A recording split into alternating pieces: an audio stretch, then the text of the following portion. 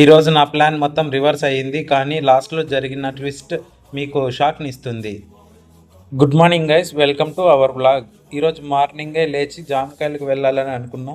సగం దూరం వెళ్ళాను గైస్. సగం దూరం వెళ్ళిన తర్వాత వాళ్ళు కాల్ చేసి జామకాయలు లేవన్నారు. అలా డైరెక్ట్గా ప్లాన్ చేంజ్ అయ్యింది. ఇంటికి వచ్చేసా. కొద్దిసేపు తర్వాత మా గురువుగారు కాల్ చేసి ఇంటికాడు నన్ను బయటకు రమ్మన్నాడు. ఇద్దరు కలిసి ఈ ఓడిస్లోకి అయితే వెళ్ళేసి తర్వాత కాఫీ తాగడానికి అయితే కేఫ్కి వెళ్ళాము. కాఫీ తాగింది అయిపోయిన తర్వాత కొద్దిసేపు టైం పాస్ చేసి టిఫిన్ తినడానికి అయితే వెళ్ళాం.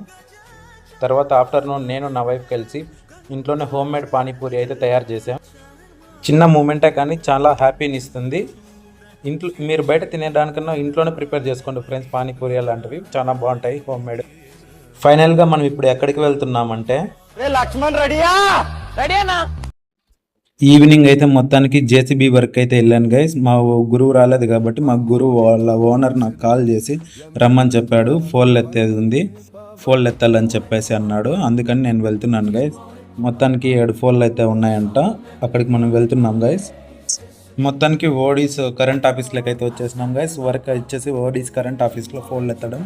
చూడండి గైస్, ట్రాక్టర్లు మొత్తం వచ్చేసినాయి. 2 ట్రాక్టర్లు వచ్చినాయి. 7 ఫోన్ ఎత్తుకొని పోవడానికి మనం లోడింగ్ అయితే చేసాం గైస్. ట్రాక్టర్లకి ఫోన్లు ఈ 7 ఫోన్లు ఎత్తడానికి మనకు 200 బత్తా ఇవ్వడం అయితే జరిగింది ఫ్రెండ్స్.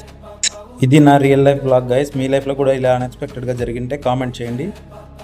వీడియో నచ్చినట్లయితే సబ్స్క్రైబ్ చేయండి. నెక్స్ట్ వీడియోలో కలుద్దాం. బాయ్.